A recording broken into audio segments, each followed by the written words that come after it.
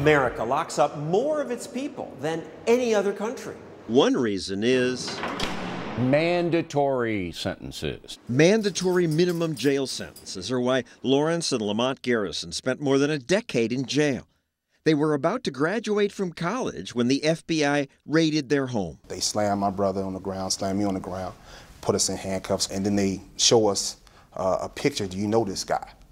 And it was the guy that fixed our car. The brothers were arrested for cocaine conspiracy. But they found no property, no money, no drugs. No drugs? Nope. Never sold any drugs? Nope. The brothers deny they'd even used drugs, but some dealers claimed they'd seen them dealing at a car repair shop. Why name you? I did business with him, legitimate, repairing a car.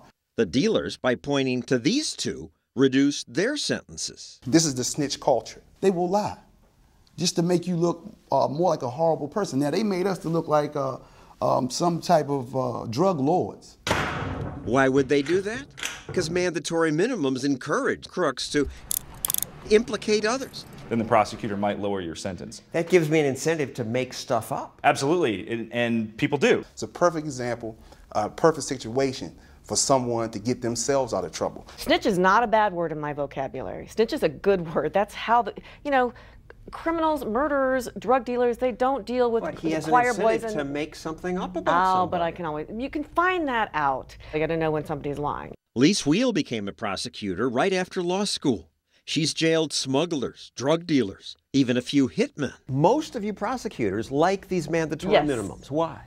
It's more control for the prosecutor. And less control for a judge.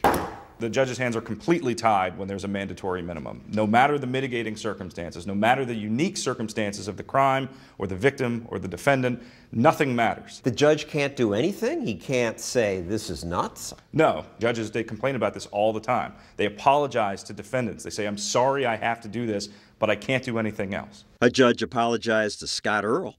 After Earl had back surgery, he got addicted to painkillers. Then he met a woman in a bar. She kept asking him to supply him with painkiller pills. He resisted it She first. was working for the cops. He didn't know at the time. He never sold any pills, but set up meetings where she could get pills, transferred them from one to the other. Introduced her to a supplier. Right, and for that, he was charged and given a 25-year mandatory minimum sentence. In the judge's apology, he said, "This punishment does not fit the crime. With great reluctance, I will have to sentence the defendant to 25 years. Judges are begging the legislature to change this law. It's a harsh sentence, but that's sometimes what mandatory minimums mean. And if he'd pled with the prosecutor before they got to this stage, he wouldn't have been facing that. Oh, yes. Prosecutors want to avoid time-consuming trials. The threat of long jail time persuades accused people to plead guilty. I have had grown men on a drug bust just burst out in tears, weeping. Why? Mandatory minimums. If you plead guilty, you won't get the mandatory minimum. But if a defendant says, hey, look, I'm not a drug trafficker, I want to be able to tell a jury my side of the story. Prosecutors just drop the hammer. Why would a prosecutor be such a hard guy about it? Yeah, I'd like to be able to go to voters and say, look at my conviction rate. Look at these bad guys I've put in prison. Big Bad John. Former prosecutor John Cornyn won his U.S. Senate seat after bragging about being tough on the bad guys. It's not a surprise that prosecutors are among the only people left to defend mandatory minimums because they do benefit directly from them. Some states have tougher minimums than others. I work in Florida. We have mandatory minimums for drug laws that are probably the worst in the country. The toughest in the country. The worst and the toughest. If you're caught with 22 pain pills without a prescription, you get an automatic 3 years in jail. 44 pills, 7 years. Some of these laws just feel like a panicked response to fear of drugs. A panicked response? Yes. I don't think so. We're talking about hardcore dealers here. I'm sorry, when you're talking about somebody going out and trying to sell 350 pills? 22 pills. That's not somebody just using, John, that's somebody selling. But the Pain Management Institute says that could be less than a week's prescription. They're just low-level drug users. So what you have is addicts who are being picked up, charged with trafficking, and sent to prison for decades at a time. Like the Garrison brothers, though they weren't even drug users.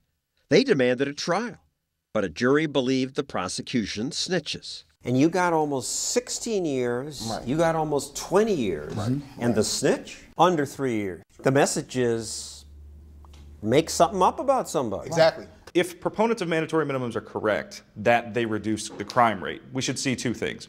When they're imposed, the crime rate should go down. When they're repealed, the crime rate should go up. But that's not what we see. Michigan repealed its mandatory minimums more than 10 years ago. Since then, they've released thousands of drug offenders, they've saved billions of dollars, and the crime rate has fallen 20%.